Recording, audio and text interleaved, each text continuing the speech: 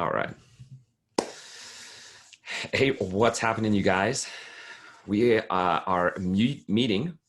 This is our second meeting for our nutrition Q&A. That is our focus for this month's Iconic Change, where we're getting into intuitive eating, knowing the difference between what I should be eating and what does it feel like to actually experience eating the food. What does the food do for our body, our mind, and so on and so forth. Last week, we dove into some different journal prompts and the way that we perceive food. And a really great example was Marilyn and I's different approach when it came to Costco, because Marilyn went to Costco and she just saw landmines everywhere, baked goods and candies and all the stuff. When I go to Costco, I only look for green. So I actually bypass those, what was being considered as landmines, but I don't see baked goods as landmines for myself. And that's just the difference in Marilyn and I's approach when we are seeing food. And so this is the whole point of intuitive eating, is start going, wait, why do we feel that baked goods are landmines? Why do we say, hey, this is bad food and this is good food? And where is that separation coming from? What's our relationship to a food, and so on and so forth? So we're going to dive a little bit into that. We have two people with us today, Marilyn and Julie. And so they may or may not share their experiences with food. This is completely up to you whether you want to share or not share. So let's dive into it. This week, what we're going to be talking about is hunger cues, cravings, and overeating. Okay, so hunger cues, cravings, and overeating. Why? Because all three of those, there's like brothers and sisters, right? They're all just they're there, right? And we may struggle with one or the other. We may struggle with cravings, but not overeating. Maybe we struggle with overeating, but not cravings, so on and so forth. So before we get going, is there any questions about nutrition that you want me to address during this call for either of you? Something that's on your mind that doesn't actually relate to the cravings, the hunger cues, and so on and so forth. Not for me. Nope. Yeah, not right now, but I'm sure I'll think of something as you go. Awesome. Great. Perfect. Cool. All right. So the first thing that I want to talk about and be able to get your reflection on is, we were supposed to focus on hunger cues throughout the week. And we were supposed to give it a name, 1 through 5, right? And here's the thing. I was talking to somebody earlier this week, and this was beautiful for what we're talking about. They said, well, I'm good with the 1 and the 5, but it's the 2 through the 4 that I struggle with. And I go, oh, that's interesting. Really? How many times before this week did you recognize your hunger cues on a scale of 1 to 5? Would they say? 0 times. Well, of course then. We have no idea what our 2 and 4 is, because what are we so used to? I'm either hungry, or I'm either not hungry, or I'm hungry. And I have no recollection in between. I'm either ravenous, right? Where I'm going to get home, I'm not just going to open the pantry. I'm literally going to crawl inside it. I'm going to become part of all processed foods, and it's just going to absorb through my skin. Okay, ravenous. Or I just got done eating, so I'm not hungry. But recognizing the flow into from 2 to 4 before we get ravenous, and even if we are ravenous, what is our response to it? Does that make sense? Right? And so if you were in tune this week, what was your scale, and what did you notice by being able to go, I'm about to eat, or throughout the day, I shouldn't be eating, but I find myself at a 5 or a 4. What was your general experience with that? If there's any, if not, it's totally okay. And we're just going to move on to the next thing.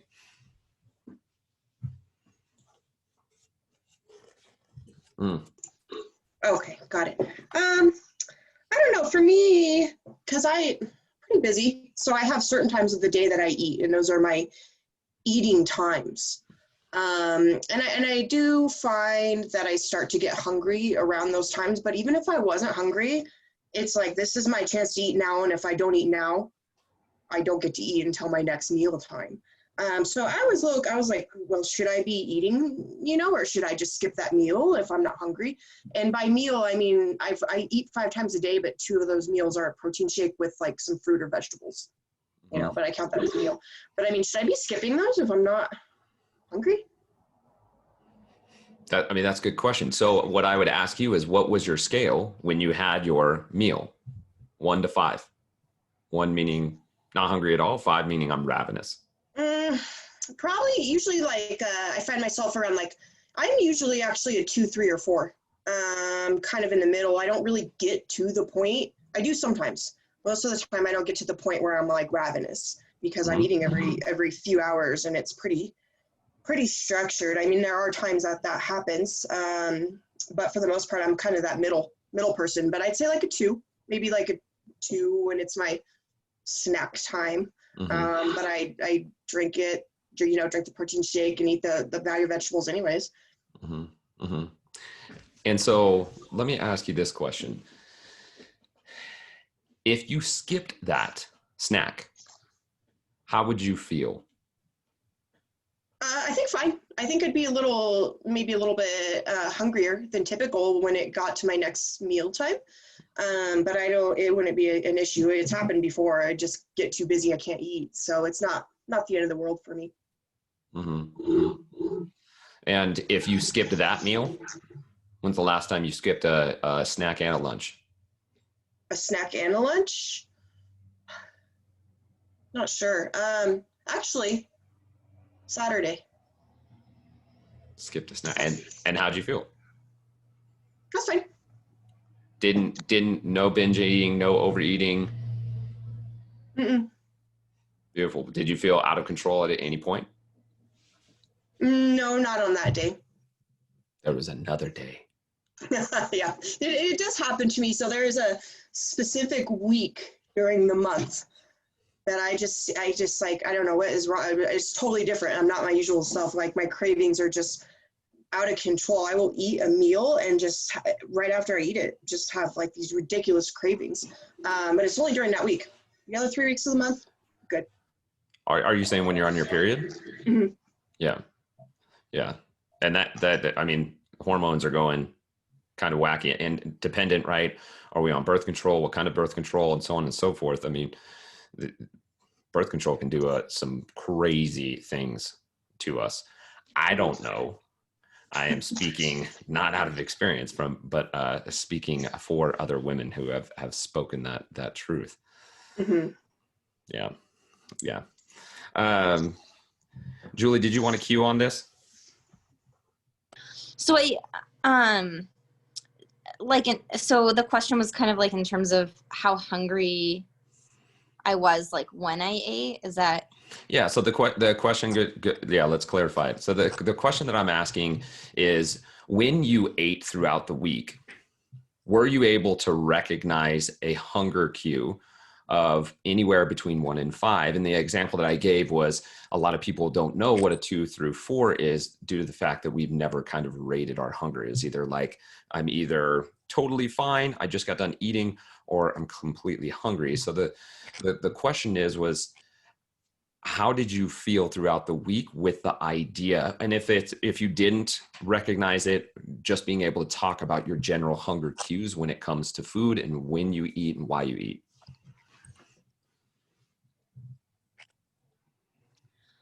I mean, I think the most, I guess, notable time for me of the day, like when I'm hungry 2 times a day, is like around 9:45, 10 o'clock ish, and like 3 o'clock.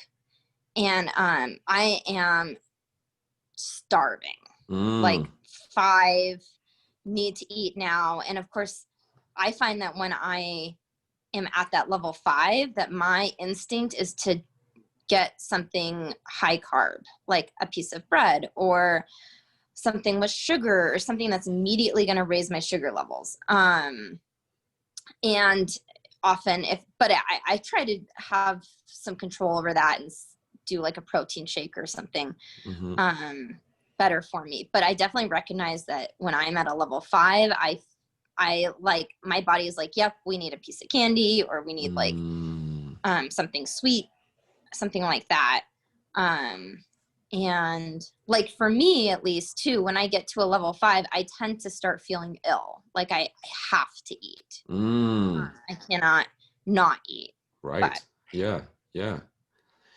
And so let me ask you this, Julie, do you feel that coming? Do you feel yourself transferring from like a 1 to a 2 to a 3 to a 4 to a 5? Or it's just like you're going, and then all of a sudden you're like, oh my gosh, give me all the carbs?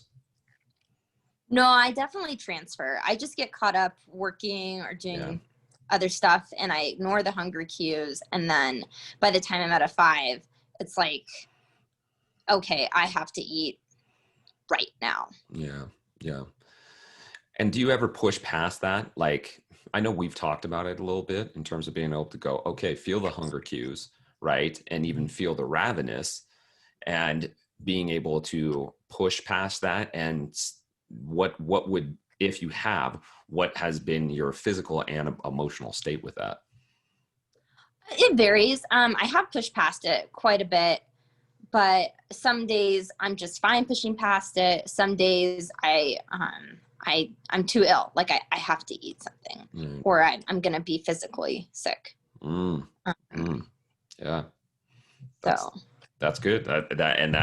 That's good reflection of being able to see where it's coming from, right? And being able to go like, ooh, this is not a good space for me. And being able to have some type of preparation or structure to be able to have not the piece of candy, right? Yeah. I like it. And so thinking of it in terms, if we look at the 2 responses that we have, right? We have Julie that has she feels it coming 1 to 5, and then she's having physical, right, and kind of mental reactions. Marilyn, on the other hand, so structured that she stays at a cool 2 or 3 throughout the day. Being able to see and find those structures and be able to, the score, and being able to play one way or the other. Hey, I'm at a ravenous 5 at 9:45. Is that where I want to be? If it's not, what is it that I had in the morning? What was my breakfast? And was my breakfast something that would sustain me past 9:45? And if not, my breakfast was beautiful, maybe I do need to be eating another or have another meal ready to be able to eat at 9:45, right? And for you, Marilyn, you're so structured, right, that you actually don't have the opportunity to kind of be with your hunger. Where Julie's very in tune. She's like, no, I feel it coming, right? It's rolling up on me. I get these physical, I'm in tune. She's in tune, right? We're so structured. And that's because you're on you're an athlete, you're on this very regiment kind of diet, so on and so forth. That's like, this is what I have at, 6:30. This is what I have at, 10:30 with my stack. This is what I have at lunch. Here's my proteins. There's my macros, right? And the difference is in those hunger cues. Again, nothing's right nor wrong. It's just being able to reflect. Is this the diet that I want? Is this giving me the results that I'm looking for? The results could be as simple as, hey, I want a six-pack abs. That's going to be a little bit different result. And it is going to be like, I don't want to have a headache, right? Being able to be in tune with what we're actually seeking and what we want when it comes to our optimal health, and knowing the difference of being able to go, am I going to have a 6-pack ab body for the rest of my life? You know, yes or no. And if it's no, okay, with this consistency on this schedule, how long am I going to keep that? 1 year, 2 years, 6 months, 3 months, so on and so forth. What am I going to do after it? Same thing if we roll into different experiences of having physical ailments and hunger cues and go, whoa, I don't know if I really should be feeling that way. Is there something more, right? Do I tend to have low blood glucose levels? Should I actually be testing and seeing, like, what is my glucose levels, right? How much of the physical and the mental are coming in together and being able to respond one way or the other. This is what intuitive eating is, taking time out of our busy, crazy schedule to be able to stop, breathe, and go, why am I feeling this way? Why am I a 2? Why am I a 3? Why am I a 5 before I eat? If I'm a 2 and it's 5 hours later, man, whatever I had for breakfast, I nailed it. Kept my glucose levels just perfect. I got to repeat that breakfast. Make a mental note, write it down. If 2 hours later, because you switch your breakfast the next day, you find yourself at a 3 or 4, ooh, wait a second, what did I have for breakfast? Man, what I thought, because I heard somebody else talk about overnight oats, right? Raspberries, bananas with some, almond butter. I heard that was fantastic with some spinach in the morning. I thought it was fantastic. That sounded like a great idea. But you are not the same as that person who suggested that meal. For them, they could go 5 hours and be perfectly fine. No ups and downs, no sugar spikes, and so on and so forth. But you have that and go, oh, whoa, that's not working. This is what starts taking us out of the framework of, am I Mediterranean? Am I paleo? Am I doing this? Should I be having oats in the mornings, or should I be having, spinach and eggs and sausages? You're going to know that the best. Not some nutritionist, not some coach, not some, random person on TV that's going to be telling you, oh, yes, this is the meal you should be eating. Your macros should be fit into this. Because when we start following that trend, that's the only thing we think about. So then it only fits in if we're following that structure. And when we fall out of that structure, what ends up happening? Usually it's a grenade that starts going off, right? Oh man, I'm off the rails. It's time to overeat like crazy. I'm not just gonna have a slice of pizza. I'm gonna have 20 slices of pizza, right? I'm not just gonna have 1 scoop of ice cream. I'm gonna have the whole dang tub. I'm gonna crush it. And then taking opportunity, when we do crush an entire tub, how do we feel after? Right? How do we feel after? So speaking of that, the next question that I want to bring up is, what are your cravings, particularly rolling into the holiday season? What are your cravings that you tend to face? Maybe it doesn't have to do with the holiday season, but what are the cravings that you face? And do you tend to overeat when you give into those cravings? So what are some of your cravings, and do you tend to overeat or not overeat? Marilyn, you want to jump in on this one? Can you hear me? I can. Go ahead. Okay. Yeah, it's sugar that I crave or that I give into. I could go the rest of my life without eating a piece of bread or pretty much I'm good.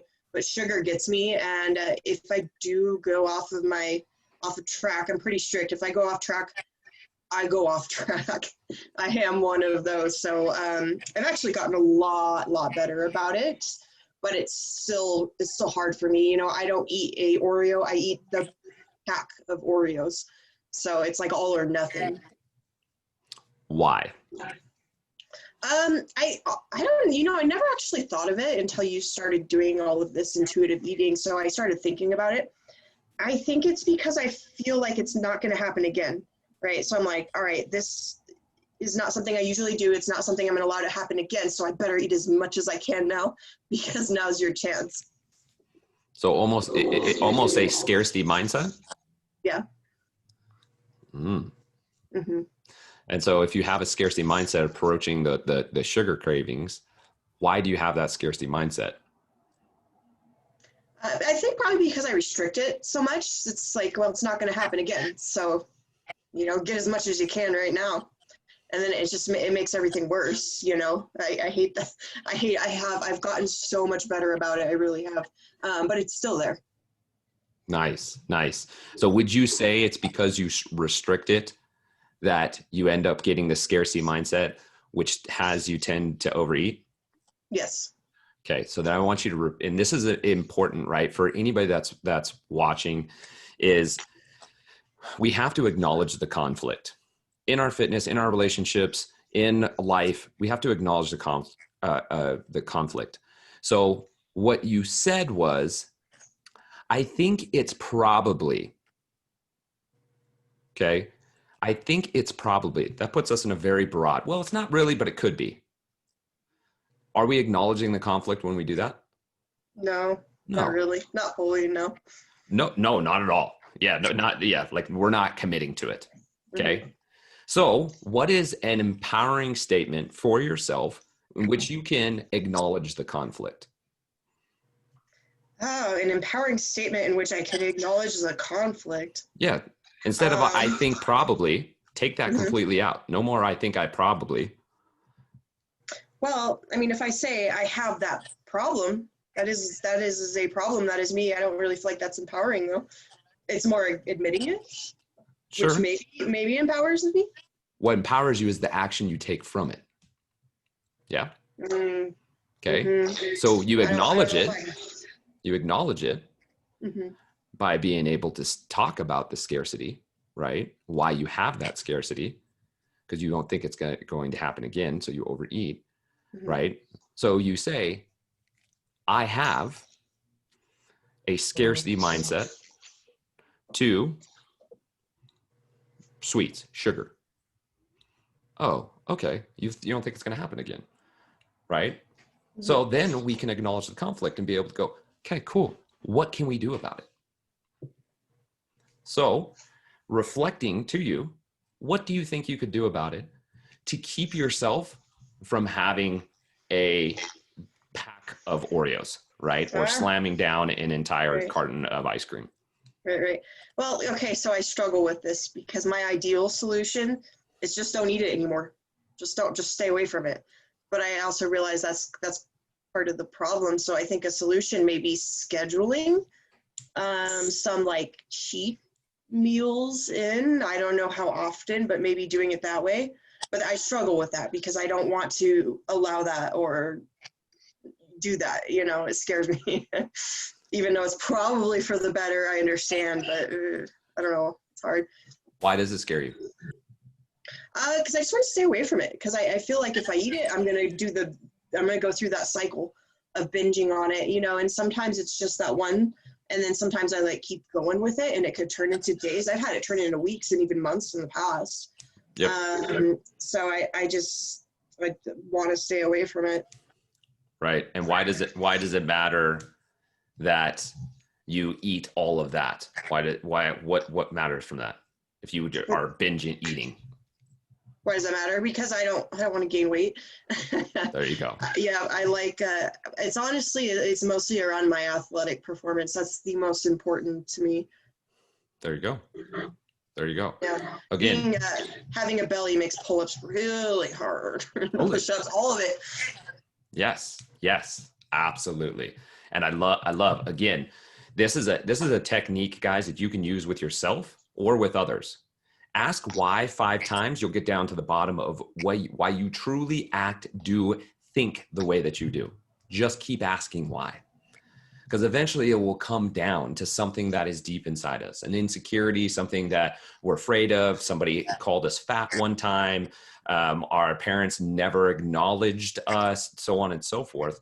Now, this isn't to get into a deep, psychological, right? There's therapy out there for that kind of stuff, but it is being able to acknowledge the conflict and be able to go, this is what I'm afraid of, right? Because we can take power over that as long as we first initially acknowledge it or start working over it. It's not like sometimes like, oh, okay, we could just get over this quick, right? If I've had, body image issues throughout my life, or I've always struggled with overeating, that's not something that flips over. But when we first address it and acknowledge it, then it gives us some power to be able to go, wait a second, I am in control, right? I'm going to pull the curtain back on this fear and acknowledge it so that I can take the actions towards it. Does that make sense, Marilyn? Yeah. Right? Mm-hmm. So being able to kind of nail that down and be able to go, Marilyn, you are not the type of person who overeats. That's not you, right? Nope. Because you are an athlete. You have control of how you eat. Yes, I do. But you have to believe that. I can say that to you all day long. I know. But you have to believe that. Mm-hmm. Getting down to the why, because a lot of people, they get just to the surface level. Oh, I overate. Yeah, I had an entire sleeve of Oreos. I know. I'll get back to it though. I'll be back on it. We never acknowledged why we ended up eating an entire sleeve of Oreos, right? Mm-hmm. Or why we start having, massive headaches in the middle of the day. Or why do I have to rely on 15 cups of coffee to get me through the day? We have never acknowledging those things. Why am I having 15 cups of coffee? Well, because I'm not getting good sleep. Why aren't you getting good sleep? Well, it's because I have to work 16 hours a day. Why are you working 16 hours a day? Well, because I feel like I have to, provide for my family. Why do you feel like you have to provide for your family? Well, it's because my dad never provided for me. Why do you think your dad never provided for you? Right? 5 questions, all of a sudden we're like down to the root. And when we know what the root is, we can address the root. I hate it when you do that to me. Why? I'm like, oh, here we go. No, I don't want to dig anymore. I don't want to dig anymore. This is, right, leave me alone. Just tell me how many pull-ups I need to do today in today's workout. Yes. How many push? Julie, do you have any comments or questions on that in general? I know we kind of went a little deep there. That's okay. No, I mean, I would identify the same. For me, it's sweets. Yeah, we've talked about that. Yeah. Yeah, and it's a struggle. And you know what? If you're willing to share, Julie, because I know that you said that actually your pregnancy or postpartum, the sweets started coming harder. Is that true? Am I right on that? When I was breastfeeding, I like no amount of sweets was enough. I had to have so much sweets. Had being a sure, yeah. But even now when I'm long past breastfeeding, but I still just have those same cravings. That's so intriguing because it sounds, and I have no idea, right? Again, I am not a woman and I don't specialize in this. This would be more of a question for either Emily Rodella or Jill Dowdy. Is what the like chemical makeup is at that time when you're breastfeeding. Do you know, Julie, if there was anything that you researched in terms of like having more carbohydrates because you're breastfeeding? I mean, no, nothing scientific, but if you talk to other mothers, they'd say, oh yeah, it's very typical to want to eat more. More, I think, being whatever the person deemed their body needed, and that, if you felt like you were wanting something, that's probably what your body was needing. So maybe I didn't need sugar per se, but I needed more carbs. Yeah. Like I just wasn't eating enough carbs to make enough milk on my normal diet. So my body's like, sugar has lots of carbs. Yeah. That's not scientific. Yeah, no. It makes sense. And particularly if other women are saying like, yeah, I've had those cravings or so on and so forth. Let me ask you this. Did you have these same type of sugar cravings at all before postpartum? No. No. Okay. And now at this point, would you say if we don't, and of course we don't know at this point, right? If there's anybody out there that's listening to this, feel free to leave comments, but would you say at this point that that if it was something that was more hormonal or chemical, that this turned into more of a pattern after breastfeeding was done? Or do you feel that there still is some hormonal imbalance or chemical imbalance? I don't know. I think I blame part of it on maybe just lack of willpower, on it being habitual rather than needed now. Mm-hmm. So I don't know. In my mind, there's no obvious reason why it might be craving sweets other than now my body's just used to it. Yes. Yes. Yeah. And is it just, I know we talked about this. It's at night, but it's also in the mid morning too. Is there any other times that you're having those sugar cravings? It actually, I would say it's throughout the day. I mean, I think it's most habitual at night after dinner. Mm-hmm. I definitely want a dessert, but even throughout the day, especially when I hit that like level 5 hunger, my instinct is to go for a sweet. So it's really, yeah, kind of an all day thing. Well, and it sounds like to me, and I'm just reflecting off what I'm hearing you say. And I feel like you've said this a couple times now. And what I'm hearing you say is that when you get to that 4 or 5, your reaction or your fallback to is to sweets or high carbohydrates. I would assume they're kind of like processed, like bread or chips or something like that. Yeah. And so if we know, and is that a true statement? What I said, is that about right? You're not like a 2 or 3 and looking for candy, are you? Nope. It's usually when I'm super hungry or after dinner. Got it.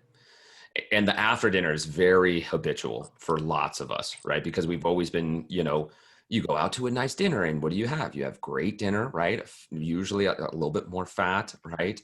And then you're kind of cued into this like, oh, now it's time for sugar.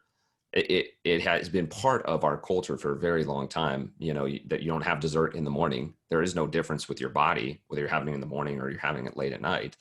If anything, late at night's even worse because now we're spiking our glucose levels before we're going to bed and our body's trying to process that and get into sleep. Now our body's burning at a different temperature. We're not going to be able to get into bed and be able to find rest early on throughout the night. But that the nighttime thing is very, very habitual. I would be interested for you in being able to mark down the times that you are getting hungry, like ravenous, and you kind of said 9:45, and being able to kind of look at 9 o'clock or 8:45 and being able to go, okay, what if I had this bell pepper or whatever type of food, and then seeing the result at 9:45 if there is saying that sugar rush or that change, because then that's going to tell us if that's a time thing, right? 9:45, your body's just gotten used to like, man, I really want carbohydrates, or if it was just being able to add in something when we're at a 3 or 4 before we end up getting ravenous. Does that make sense? Mm-hmm. Do you think that's something that where do you see the blockade in that timing and, going on with your day and so on and so forth?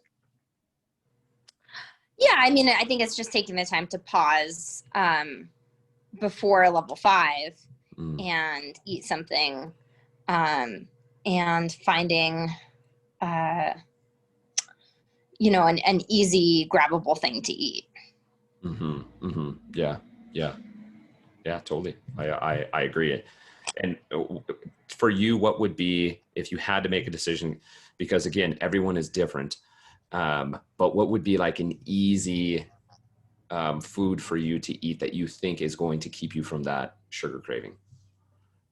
Well, my go-to is protein shakes, but Okay. I'll often do just like one of those little small organic apples or low-fat string cheese. Mm. And does that help? Yeah. Oh, beautiful. Yeah, That's awesome. it fixes it right away. I mean, as soon as I do any one of those, then I no longer crave sweets. I feel better and I'm back to my day. I love it. I love it. That is super good advice for the people out there listening.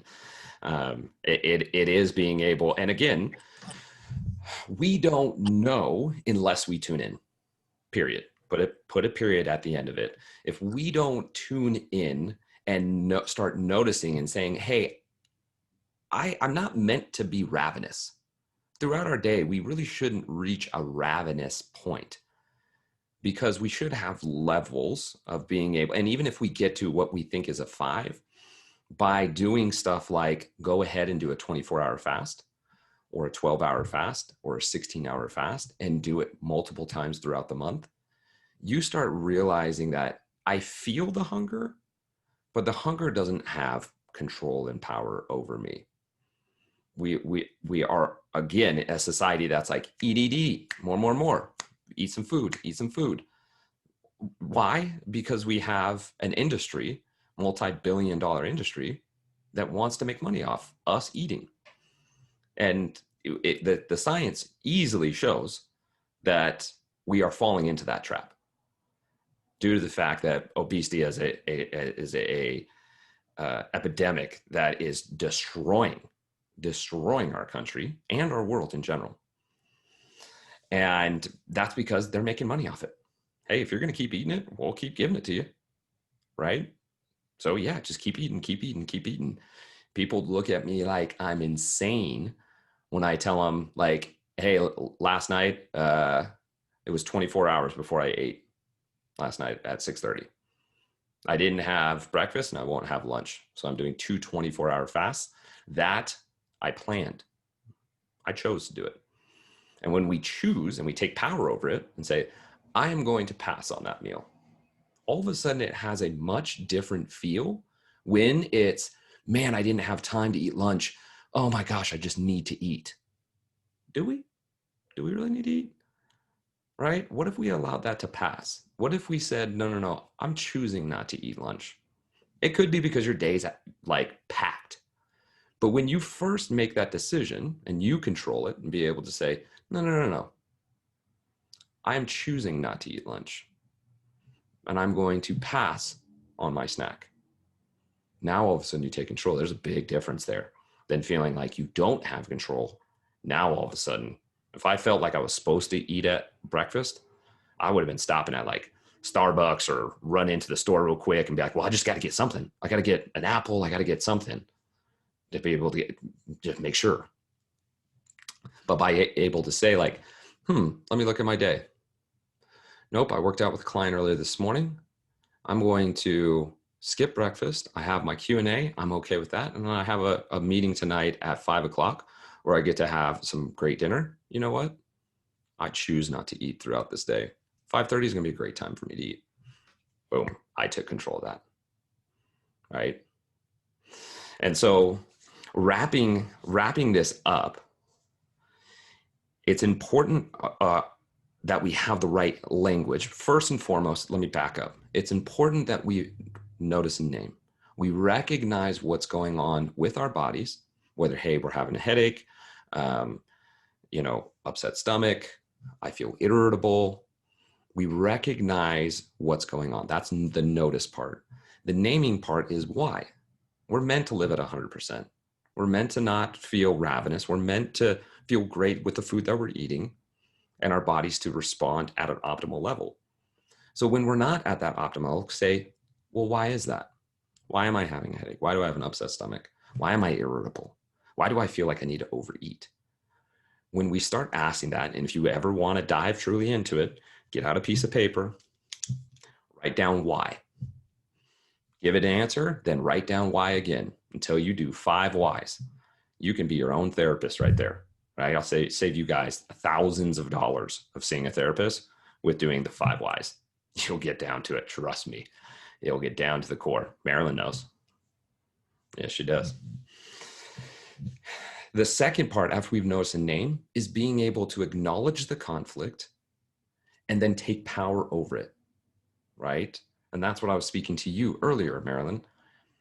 I am a person who, ... I am a person who does not get affected by skipping a meal. I am a person who is in control of the way I react to food. I am a person who is an athlete first and then a overeater second, or something along that. Was probably a bad example, right? But you get the point, right? Us being able to write that to ourselves, being able to know some name, why did we do it? Acknowledge the conflict. Oh, I overeat because I have scarcity. I have a scarcity mindset to food. Got it. You have a scarcity mindset of food. Okay, how do we overcome that? How do we take an approach to that? If you are able to say it straight away, I have a scarcity of food, what can we do? What steps can we take? And then how do you become that? And if you need to, you pull out your journal and you say, I am a person who does not snack. That is my thing. I'm a person who does not snack. Snacking just fires me up, right? I'll start snacking on a bunch of processed foods, easy touch, grab, handle. I'm just packing on extra calories and I'm not getting nutrient dense food. I noticed that of myself by noticing and naming. And why did I do that? Because when growing up, we constantly had snack foods. Everybody would come to my house because we would have sodas and candies and cookies and chips and just the packaged kind, right? Where you could grab a couple and throw them into your pockets. And that's how I grew up. You could snack all day long on sugar, on Nutter Butters. Do you guys remember do you guys ever have Nutter Butters? Right? It looks like a little peanut. Oh my gosh. Nutter Butters for days, right? Ho-Hos, Twinkies. I mean, my mom just gave it to us. So what did I have? I had this snacking mentality. I needed a snack. Cool. Yeah, I'm going to come in, I'm going to snack. But never did I feel good. And that pulled me into my adulthood where I found myself snacking or feeling like I need 6 meals a day. And that's because that's how I grew up. This is the cycle. So to break that spell, I had to go, I am a person who does not snack. Why? Because I don't need it. When I claimed that, all of a sudden snacking, I went from eating 6 times a day to going, yeah, no, I'm good. 5-6 hours later, I can have lunch. 5-6 hours later, I can have dinner. But it started up here. It didn't have nothing to do with like literature, and I had to have certain macros and micros throughout the day. Does that make sense? So that is that for this week's. Do you guys have any questions or anything you want to address that fall outside of this month or this week's Q&A? Okay, I do. Okay. But I kind of feel ridiculous asking this before warning. Don't be. So I feel like I should have abs. I do not have abs. Mm-hmm.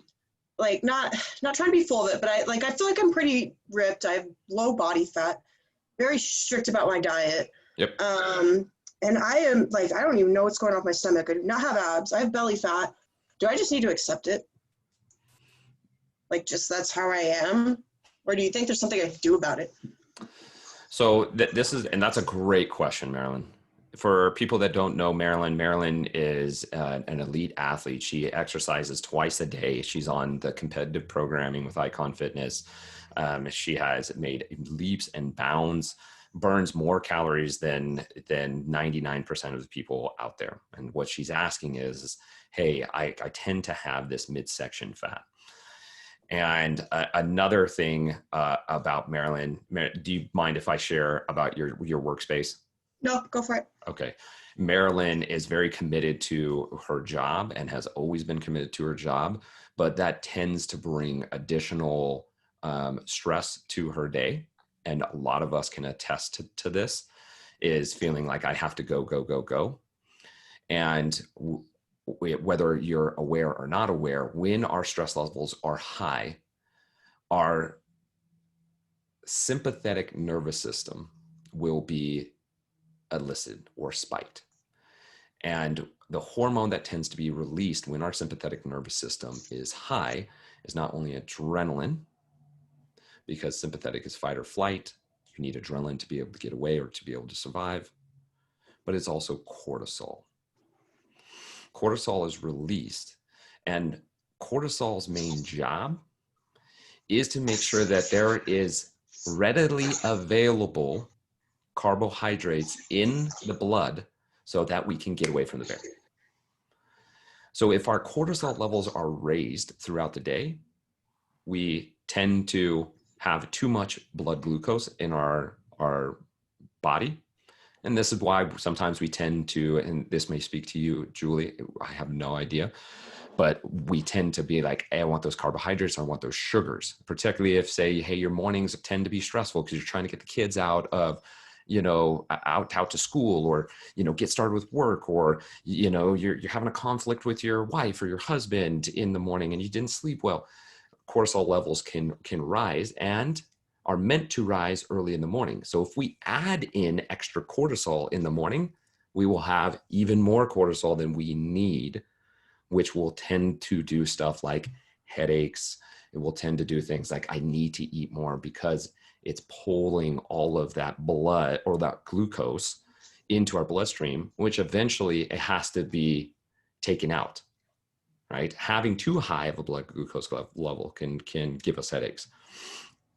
And so then all of a sudden insulin comes in and drops it down. When it's doing that reactively, cortisol is known to put in midsection fat.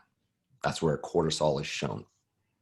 Anybody who I have ever coached who is a hard charging CEO or so on and so forth, they're going, I don't know why I just have all this midsection body fat. We have that because of cortisol. Cortisol is going to drive it straight to the midsection. Cortisol does not drive it to our arms, does not drive it to our legs or our butt, right? Genetically, fat is going to go in particular places, right? Genetically, but cortisol's main gig is throw it into the midsection. So if we are ramped and like this throughout the day, we are just, those adrenal glands are just pushing out that cortisol, dumping it. And that process is happening throughout the day. And so for you, we know you have a good diet. And that's where it gets very confusing for a lot of people, because they go, I have this great diet. I'm on my macros. I'm on my macros and micros, and I'm perfect. And I'm like, it's just perfect. Every gram is measured, but I can't get rid of this midsection fat. And I go, yeah, I mean, how stressed are you in hitting your macros every day? Oh my gosh, dude, I hate it. I have to have a scale with me all the time. I freaking hate it. Whoa. How's the rest of your day? I got to get in here and I got to do this and I got to do. Oh, okay. Yeah. We know why. We know why we got a little extra body fat there. Okay. That is, because I know you, Marilyn, that is what I would suggest. And it's something that we work on a ton, getting more sleep, being able to downregulate, getting your phone off, getting away from work, so on and so forth, getting into meditation, breath work, getting into a parasympathetic, and parasympathetic is the rest and digest. Sitting down for your meal. If you ask any good nutritionist, nutrition coach, their number one thing that they will say to you, and I've talked to multiple nutrition coaches, right? I had Emily on, and her number one thing was eat slow. Sit down and eat, because we cannot pull ourselves out of a sympathetic state while we stand and hammer our food. Okay? Lots of moms out there, you're guilty of this, right? A lot of hard charging women and men, you're guilty of this.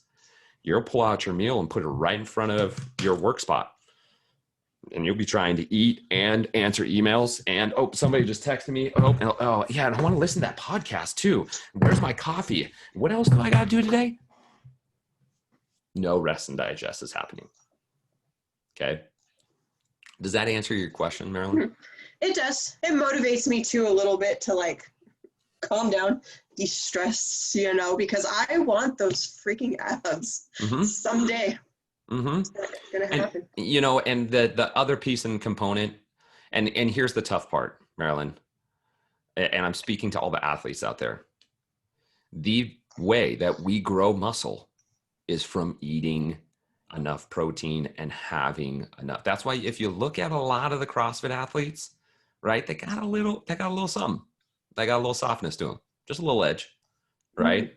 You know, because for competitive athletes, we need a little bit of those stores, those energy stores. That's why you look at a runner who's running every single day with no muscle mass. They got six pack abs, and they don't do a single sit up any day. No, at all. They can do one GHD, but that's because of their training. They're utilizing that body fat all of the time. It's dropping the body fat. They need none of that, and they don't have muscles to feed. You have to feed for your performance level. And I'm sure there's some things that Tammy and you can kind of dial in a little bit, right, to be able to get it. But my go-to for you is being able to say, calm down. Okay? Yeah. Okay. Cool. Julie, before we jump off, do you have any questions or things that you're dealing with that could help the people that are listening? No, not today. Okay, cool. Well, I really appreciate you coming on and listening and being part of the conversation. Okay, so this is a continuation of the intuitive eating that we have for the month. Let me hold on. Let me pull this up real quick just to make sure before I outspeak or I speak incorrectly what our next intuitive eating is. Hold on with me. Isn't that a beauty? Next week's iconic change with their intuitive eating is slowing down. Isn't that perfect, Marilyn? I love it. Okay. Next week is learning to be able to slow down. That is being able to sit down for 20 minutes, ideally. Okay. If you're doing 3 minutes, you know what I want you to do? 5. Keep the hurdle low. Start working on being able to sit down, turn off the phone, get things away from you, and be in tune with what you're eating. When you slow down, not only does it help digest the food so much more, but it helps you to hear and see your hunger cues. Oh, I'm eating. You know what? I'm full. When we eat fast, 3 to 5 minutes, there's no way that you're getting that signal. That hormone from your stomach to your brain doesn't happen in 3 to 5 minutes. It takes on average 15 minutes. That's why we can overeat very easily when we're at sushi or buffets or so on and so forth, because we're just like eat, and then all of a sudden we're like, oh my gosh, my stomach, it hurts, due to the fact that we didn't just eat slow. So that is a test and a try for next week. We'll get into dive in a little bit deeper with being able to slow down and the physical reactions with that, and talk a little bit next week about intermittent fasting. That is something that I want to dive into and talk a little bit about with you guys, and be able to kind of give you the low hurdle step-by-step of getting into intuitive eating. So Marilyn, thank you so much for joining in. Julie, it was a pleasure to have you.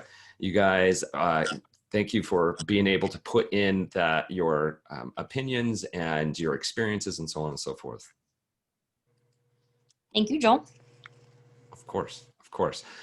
All right. Until next week, my friends, I hope you have a wonderful weekend. And if you need anything, let me know. Bye, you guys.